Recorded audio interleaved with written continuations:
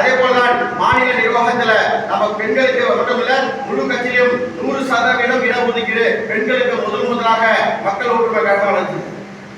அந்த அடிப்படையில் என்ன செய்யணும், மாநில பொதுச் செயலாளராக 6 பேர் நினைக்கிறோம். அதுல 3 ஆண்களும் 3 பெண்களும் சரிசமமாக இருப்பாங்க, அந்த பொறுப்புகளை வைப்பாங்க. அதே போல மாவட்டத்திலும் நகரத்திலும் கிளைகளிலும் ஒன்றியத்திலும் கண்டிப்பாங்க எப்படி ஆண்கள் இருக்கிறார்களோ அதே சதவீதத்துக்கு பெண்களும் நிர்வாகிகளாக மக்கள் ஒற்றுமை கழகத்தில் இருப்பாங்க. அதன் அடிப்படையில் பொதுச் செயலராக 3 பெண்களையும் 3 ஆண்களையும் நினைச்சிருக்கோம் பொதுச் செயலராக நியமிச்சிருக்கோம். அதே மட்டுமல்ல பயாலாப்படி ஒரு பொதுச் செயலராக 3 நபர்கள் என்ன செய்யக்கூடாது, ஒரே மதத்தை சேர்ந்தவர்களாக இருக்கக்கூடாது, பல்வேறு மதத்தை சேர்ந்தவர்களாக நினைச்சிருக்கோம் பொதுச் செயலராக இருக்க வேண்டும் என்பதாக நம்ம வச்சிருக்கோம். முதலாக ஒரு முயற்சியாக நினைச்சிருக்கோம் இந்த கட்சியுடைய பயனாக கொண்டது.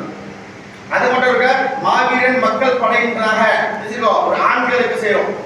அதே மாதிரி வீரம் மங்கை மக்கள் படையினராக பெண்களுக்கு ஒரு மகளிர் அணின்னு சொல்லுவாங்க. நம்ம மகளிர் அணின்னு இல்லாம வீரம் மங்கை மக்கள் படையினராக உருவாக்குறோம். ஏன் சொன்னா பெண்களை பாதுகாக்கிற அளவுக்கு நம்முடைய காவல்துறைய வலிமை இல்லை. எல்லா பெண்களையும் செய்ய முடியாது, காவல்துறை மேல குறை சொல்லல, காவல்துறை எண்ணிக்கை அவ்வளவுதான் இருக்கு. அப்போ அவங்க என்ன செய்ய முடியாது, எல்லா பெண்களையும் முழுமையாக பாதுகாக்கக்கூடிய அளவுக்கு நம்முடைய காவல்துறைய வலிமை நம்ம இடத்துல இல்லை.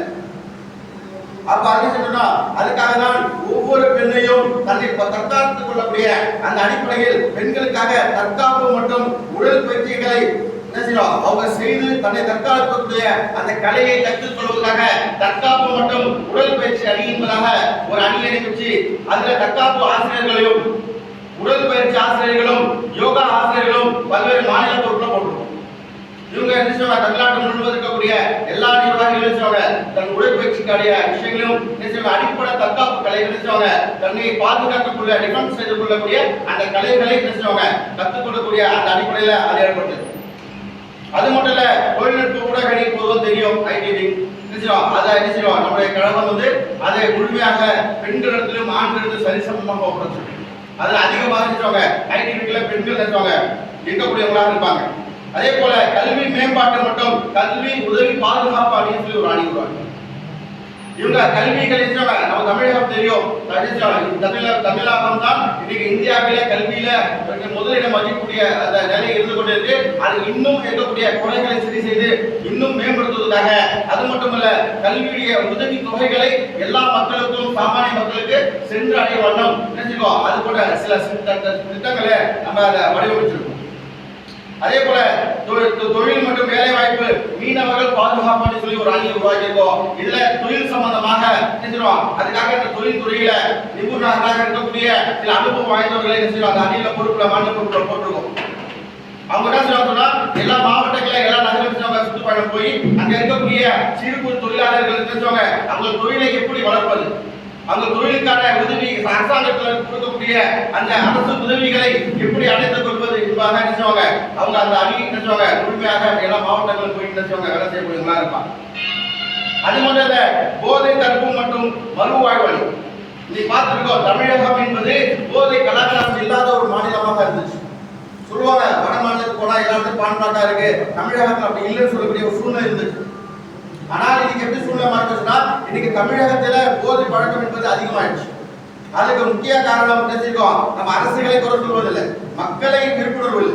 இன்னைக்கு வாலிபர்கள் செஞ்சு அது ஒரு எளிமையாக அடையக்கூடியதாக இருக்கு. அதனால என்ன செய்யறோம், மக்கள் ஒற்றுமையுடைய மக்கள் முதல் கொள்கை சொன்னா முழுமையான மதுவிலக்கு தமிழகத்துல முழுமையான மதுவிலக்கை அமல்படுத்த வேண்டும் என்பதாக. அது மட்டுமல்ல இந்த பீடி சிகரெட் குட்கா போல இளைஞர்களை சீரழிக்கக்கூடிய எல்லா விஷயங்களையும் விட்டு இந்த மாணவர்களை தடுக்க வேண்டும் என்பதாக அதுக்காக ஒரு விஷயத்தை கொண்டு வரும். அதே போல அடுத்த ஒரு அணி கூட சின்ன திரை பெரிய திரை சீர் அமைப்பு அணி. ஏன் சொன்னா இன்னைக்கு படங்கள்ல இது கீழே போட்டுறாங்க மது அருந்தது உடலை கேடு, புகைப்பிடிப்பதுக்கு உடலை கேடு போட்டாலும் இன்னைக்கு பார்க்கக்கூடிய நடிகர்கள் இன்னைக்கு என்ன செய்யறாங்க, அது மது வரக்கூடிய அந்த காட்சிகளை பார்த்து என்ன செய்யறாங்க, நீ கீழே போற டைட்டில் யாரும் பார்க்கறது இல்லை, அது குடிக்கிறத பார்த்து இன்னைக்கு கெடக்கூடிய பிள்ளையோட எண்ணிக்கை இன்னைக்கு அதிகம். இன்னைக்கு அதை ஒரு படி தாண்டி இதை எதை நோக்கி போயிட்டு இருக்க சொன்னா இன்னைக்கு பெண்கள் பப்புக்கு போற மாதிரியோ, பெண்கள் போய் அங்க மது அருந்த மாதிரியோ, பெண்கள் அங்க சிகரெட் அடிக்கிற மாதிரியோ ஒரு தோற்றத்தை இன்னைக்கு ஊடகங்கள் உருவாக்கி கொண்டு இருக்கு. இந்த சினிமா துறை பார்த்துட்டு இன்னைக்கு பார்த்துருக்கோம் நம்ம சென்னையில சமீபமாக என்ன செய்யறோம், பல விபத்துகள் ஏற்படக்கூடிய இந்த சூழ்நிலை பார்க்கிறோம். பல்வேறு விபத்துகளுக்கு இந்த போதை பழக்கம் தான் ஒரு காரணமாக இருக்கக்கூடியதான் பார்க்கணும். அப்போ நம்ம என்ன செய்ய சொன்னா, இந்த போதை பழக்கத்துக்கு எதிராக முழுமையாக நம்ம கலை வரவும் அந்த போதை தடுப்பு அணியில பல்வேறு மருத்துவர்களை என்ன செஞ்சிருக்கோம், மாநில பொறுப்பை நியமிச்சிருக்கோம். இவங்க என்ன செய்வாங்க, அவங்களுடைய பணிகளை அவங்க தனியாக என்ன செய்வாங்க, இதுக்கான விழிப்புணர்ச்சி ஏற்படுத்துவாங்க. அது